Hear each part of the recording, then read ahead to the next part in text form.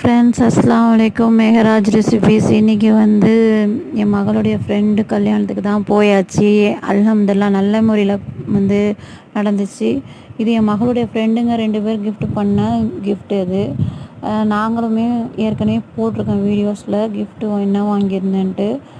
நாங்கள் கொடுத்துட்டு அதுக்கப்புறம் சாப்பிட்றதுக்கு எல்லாம் போயிட்டோம். போனால் அங்கே வந்து செம்ம கூட்டம்.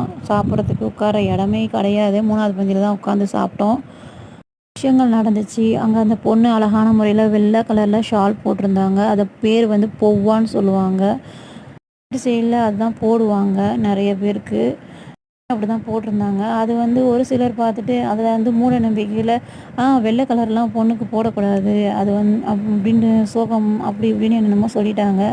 அது வந்து ஒரு அடையாளமாகவே ஆக்கிட்டாங்க அந்த வெள்ளை நிற ஆடைக்கு. அது இன்னும் ஓதுனவங்க படித்தவங்க மூட நம்பிக்கையில் தான் நிறைய பேர் இருக்காங்க. இருந்ததே கழட்ட சொல்லிட்டாங்க.